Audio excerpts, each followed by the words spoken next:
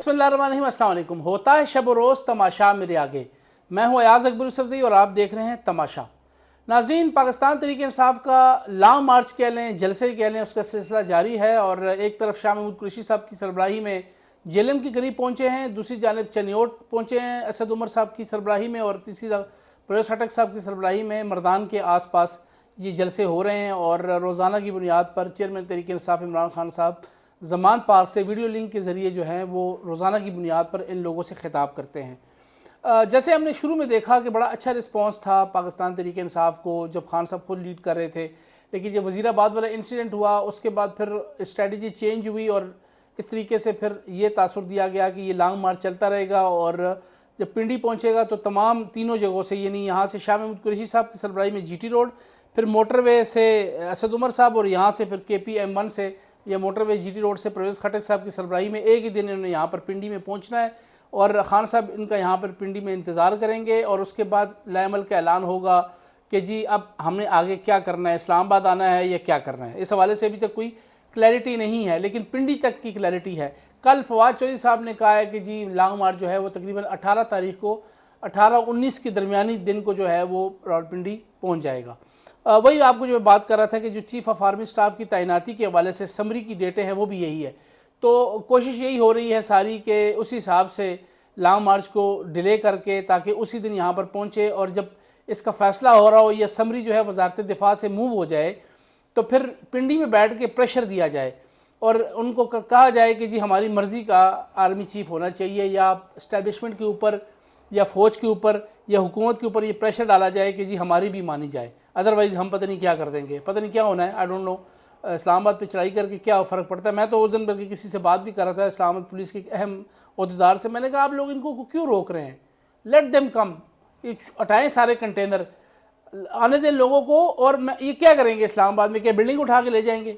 मज़े की बात यह है कि जब ये इन्होंने रावलपिंडी मरी रोड पर रोड बंद किए थे तो आपको मैं बताऊँ कि एक दिन खातून आई और ख़ातून ने इनको इतना बुरा भला कहा, वो फयाज़ उल हसन चौहान साहब खड़े थे कि वहाँ से पतली गली हो गए।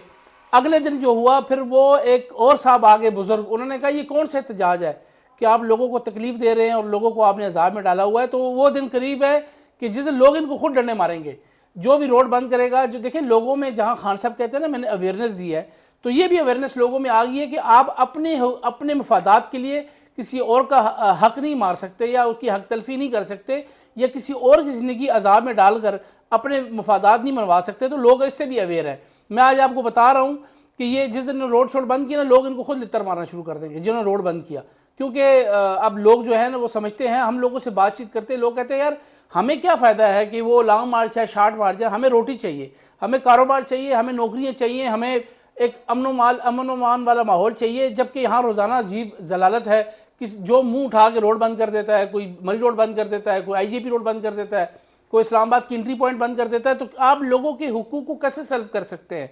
क्यों किसी की आप ज़िंदगी को, और ये बुनियादी हक है हर बंदे का, आप किसी का बुनियादी हक से उसको नहीं रोक सकते।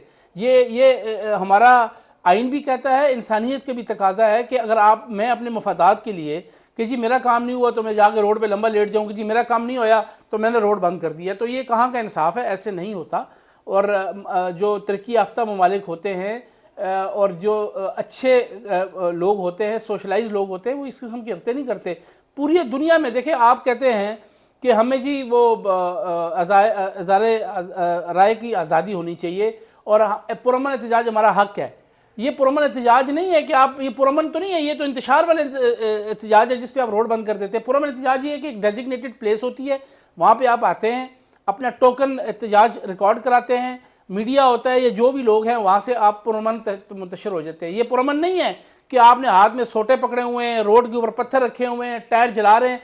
इसको कौन पुरअमन कहता है? ये पुरतशद्दुद एहतजाज है और इसके अंदर लोगों की ज़िंदगियाँ ज़ाया होती हैं, एम्बुलेंस रुक जाती है, कोई बीमार है वो घर नहीं जाता, किसी की शादी, उसकी शादी रुक गई, किसी ने कारोबारी कमिटमेंट के साथ जाना है, किसी ने नौकरी के लिए जाना है। मुख्तलिफ लोग हैं यार, हर बंदे की अपनी मसाइल होते हैं। मैं घर से सुबह निकलूँ, मेरा अपना मसला है, आप लोगों के अपने मसाइल हैं। मैंने शायद हो सकता है कचहरी जाना हो, मेरी तारीख है, आपने हो सकता है दफ्तर जाना हो, किसी ने बैंक जाना हो, किसी ने बैंक में ऐसी कुछ चीज़ जमा करानी है जिसकी लास्ट डेट है। मुख्तलिफ किस्म की चीज़ें होती हैं हर बंदे के लिए, अपनी लाइफ में उसमें प्रायोरिटीज़ होती हैं। किसी को अपनी लाइफ में रख के किसी को जज नहीं करना चाहिए कि अगर मुझे ये मसला नहीं है तो सबको नहीं होगा।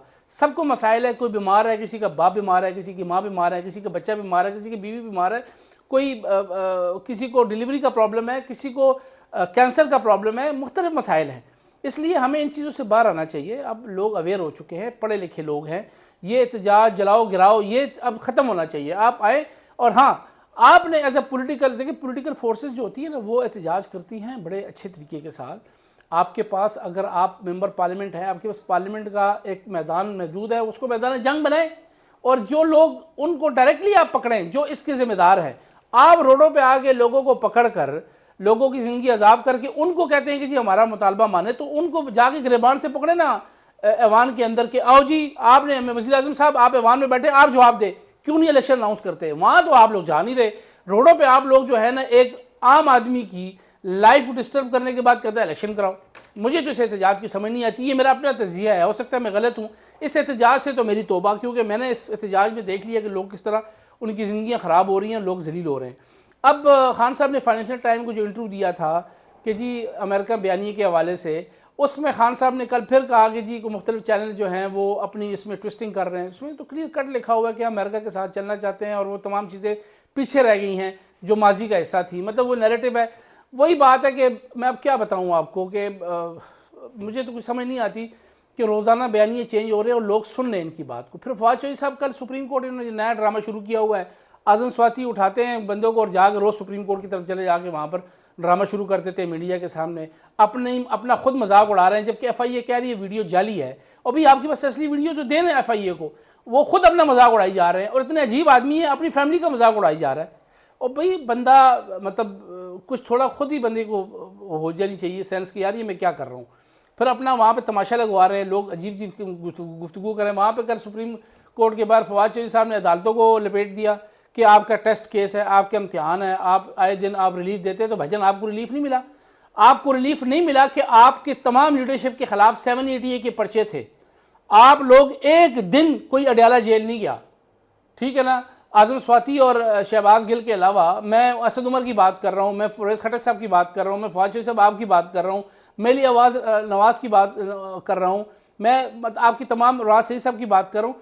आप में से आप सब के खिलाफ 188 के भी पर्चे हुए हुए हैं, आपके खिलाफ 780A के भी पर्चे हुए हैं। कोई एक बंदा मुझे बताए।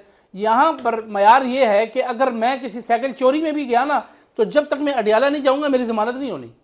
तो ये तो आपके लिए भी वही मयार है भाईजान।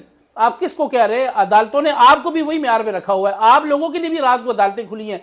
आज भी किसी के बेल का केस लगा, अगर वो सेशन कोर्ट से रिजेक्ट होती है तो वो हाई कोर्ट के चक्कर लगा लगा के उसके जूते घिस जाते हैं, उसको बेल नहीं मिलती। और आप लोग जो है वो 780 इंतज़ामी दहशतगर्दी एक्ट के पर्चे जो है वो आप इधर से ही बाहर हो गए, पर्चे भी हो रहे हैं, यही आपकी जमानतें भी हो रही हैं, यहीं से आपकी केसेस भी खारिज हो रहे हैं। तो फिर आपके लिए भी तो डबल स्टैंडर्ड है ना, खाली मेरे लिए तो नहीं है, उनके लिए तो नहीं है। तमाम पॉलिटिशियंस के लिए अशराफिया, आप अशराफिया में आते हैं, आपके लिए और में आ रहा है, एक गरीब आदमी के लिए और में आ रहा है। इसलिए अपने आप को उस कैटेगरी में ना रखें। आप अदालतों को किस हैसियत से ललकार रहे हैं, फिंगर कर रहे हैं कि जी आप में आप जो है वो इस तरह कर रहे हैं, तो आपके साथ भी तो वही सलूक हो रहा है ना। या तो आपके साथ वो सलूक ना, आपको स्टे ऑर्डर भी मिल रहे हैं, आप कंटेम्प्ट ऑफ कोर्ट में जाते हैं, आपको अदालतें माफ़ कर देती हैं, जबकि उधर 2-3 बेचारे जो हैं 5-5 साल की सजाएं काट रहे हैं। वो निहाल हाशमी साहब, दानियाल अजीज़ साहब, तलाल चौधरी साहब, वो तीनों जो है 5-5 साल की कंटेम्प्ट ऑफ कोर्ट में। यूसुफ रज़ा गिलानी साहब जो 5 साल जो है वो काट के आए हैं नाअहली। तो भाईजान आपका किस बंदे को हुआ? आपने अदालतों को क्या नहीं कहा? आपको मैं तो कहता हूँ सलाम करें अदालतों को। आप तो सारा दिन अदालतों में कपड़े भी मारे ना, तो वो कपड़े भी आप जो है ना वो रगड़ें, तब भी आपकी जो वो कम है। क्योंकि आप लोगों को अदालतों ने बहुत रिलीफ दिया है, और नहीं दिया तो इन गरीब लोगों को नहीं दिया और आपके अपोजिशन के लोगों को नहीं दिया जो आपके मुखालफीन है। इसलिए अब ये सारा ड्रामा हो रहा है सिर्फ अपने मफादात के लिए। एक नैरेटिव है, सोशल मीडिया पे लोगों की ऐसी की तैसी फिरी जा रहे हैं। स्टैब्लिशमेंट को आपने लपेट दिया, रोज़ाना फ़ौज को आप बुरा भला कह रहे हैं, फिर आप कहते हैं फ़ौज हमारी है। और ये कौन सी फ़ौज आपकी है भाई? रोज़ाना आप फ़ौज की ऐसी की तैसी कर रहे हैं। आपने फ़ौज का कोई रैंक का बंदा नहीं छोड़ा, स्पाई से लेकर जर्नैल तक सबको आप रगड़ रहे हैं। आपने उनके ऊपर क्वेश्चन मार्क लगा दिए, उनकी लॉयल्टी के ऊपर आपने क्वेश्चन मार्क लगा दिए, आपने हर बंदे को कंट्रोवर्शियल बना दिया। तो फ़ौज हमारी है, ये फिर कौन सी फ़ौज आपकी है? मुझे फ़ौज की डेफिनेशन तो बता दें कि एक लेफ्टिनेंट जनरल, स्पाई से लेकर लेफ्टिनेंट जनरल तक तो आपने रगड़ दिए सारों को, तो पीछे रह कौन गया बीच में?